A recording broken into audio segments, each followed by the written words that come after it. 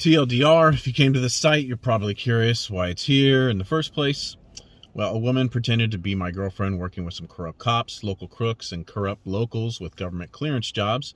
They tried to extort me for money that I didn't have, but they were sure I did. They ended up revealing their identities during the failed heist, so they are coordinating a smear to use staged or outright fake videos to gain your cooperation and allow them to wait out the statute of limitations so they can be incarcerated for their very provable crimes and maybe even help themselves to some of my intellectual property as they use time to protect themselves from legal recourse, because we all know dirty cops die in jail.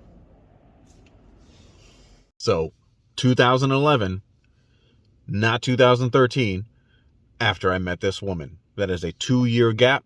They are not related. She showed up to move things along a lot more quickly. The full version of the story, which has details which will shock you by the end, and I guarantee you'll learn invaluable information that could quickly save you from being a target of some deeply embedded corruption here in San Diego. I'm making this video because I am subject to a very coordinated smear campaign that has weaponized the double-digit IQ club here locally to commit some serious misinformed acts of violence and malice to cover up their crimes with your participation. This happened over years, not a sliver in time. I had a woman help some shitty cops, local criminals, and government employees with clearance jobs try to extort me.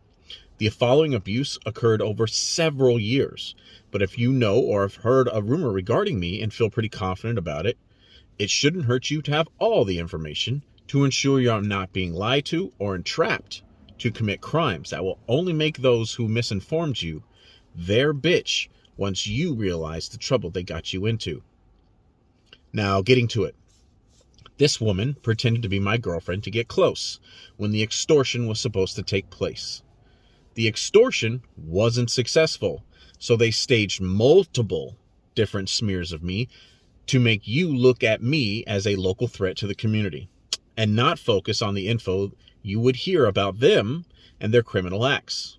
Multiple stage smears were set up or outright faked to see which one would stick to the public perception.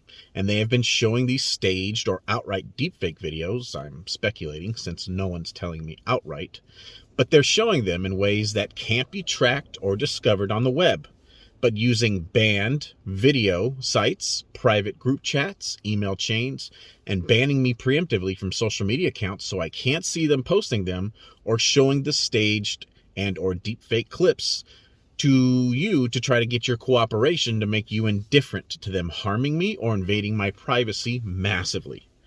These distribution tactics are being used to appear to be exposing a crime, but methods used ensure that I can't use them for slander lawsuits, which is very expensive, as we know from history. These staged smears occurred at a time when I discovered this woman not only was keeping a meth habit secret from me that I discovered by a piss test she failed in front of me, but also became obvious that she was helping this group of people harming and extort me. So I began to play into some of these lies she was trying to allude to so I can get some more information on the driving force of some pretty intense harassment and assault. When I felt I could learn all that I could from playing her shell game of lies, I had to deceive her again in a months-long performance to convince her I was moving up to Indiana with her and her extended family by literally selling all of my possessions and other actions that would make her think I was seriously opening a new chapter of my life with her on the other side of the nation, so I could convince her to move there ahead of me by a few days so I could tie up loose ends, I told her, hoping I could then ditch this human cancer and have her with her family. That's how bad I had to lie to this criminal woman. But as stated before, it wasn't because of my bad judgment. This group was a coordinated group of local corrupt cops, local criminals, and locals with government clearance jobs who were positive I was coming into about $1 million tax-free and that they were going to take it. They even were willing to bait my friends and family to some of the money as they began to use this fake relationship to isolate me from my support network so they can pull it off. Now, I could just say that's what happened, but I got the receipts of what's factually true about the smears made to my character. Number one, the law mandates that internet service providers, ISPs like Verizon, Cox Cable, T-Mobile, have to record all of your online activity. This assists in criminal investigations, ensuring law enforcement can easily track online crimes like visiting illegal websites. Lots of people don't know this is how the back end of the internet works, so it's easy to lie about it. Meaning if this was true, I would be in jail.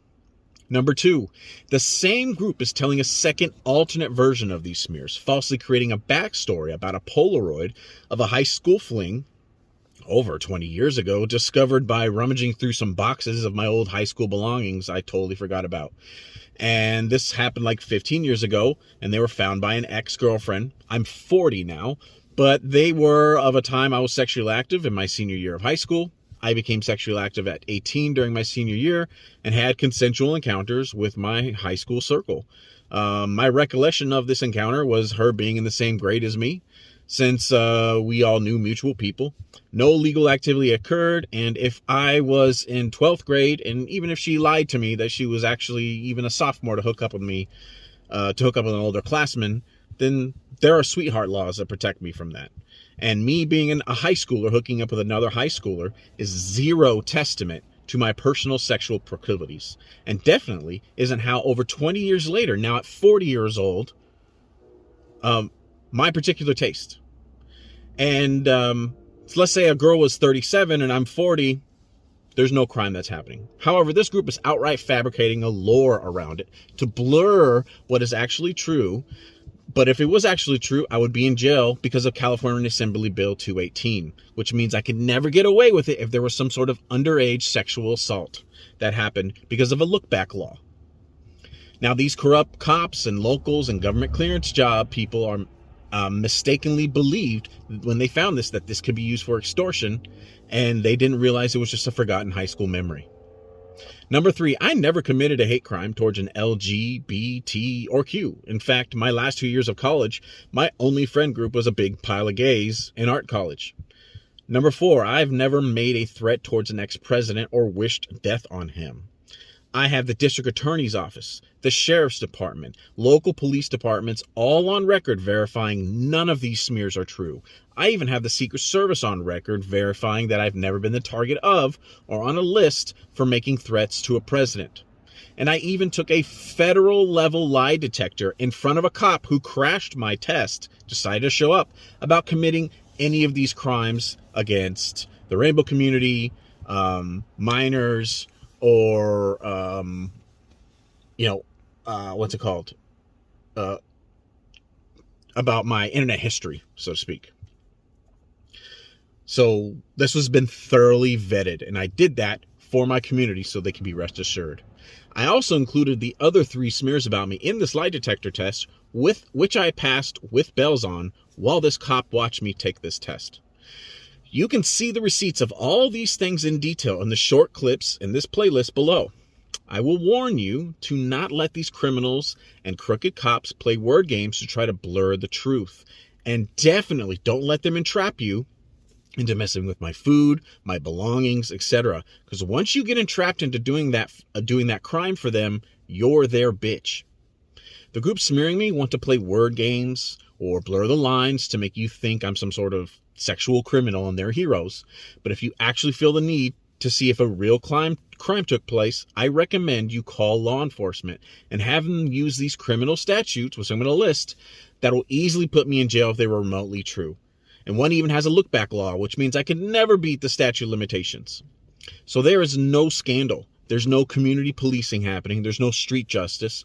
All these smears would easily land me in jail if a speck of it was true. That's your fact compass. But you should be angry because the people smearing me were purposefully denying you the full story to literally encourage a homicide, putting the blood of an innocent man on your hands through encouraging you to participate using purposefully cherry-picked misinformation. So if I meet my demise, if everyone's guilty, then no one is. That's how they're hoping to get away with a crime these people would easily do to you if you were an easy target. The cover-up is always worse than the crime, because government employees and corrupt law enforcement regularly die in jail, and those are the stakes for them. I know this might be a little much to all take in, but it's something I have no fear of addressing or putting up on the public web because I have the verifiable facts, which I easily showed you, and I'm the only one in this situation with a federal level receipt that says I tell the truth. Have the police and district attorney on the record, and you can check all this in the playlist below. The courts are what decides what's true, and nobody has the right to deny me my Sixth Amendment right. Not even Jesus. Simply put, if it's at all what I'm being smeared about behind my back is remotely true, state and federal law states I would easily be in jail yesterday. That's your compass.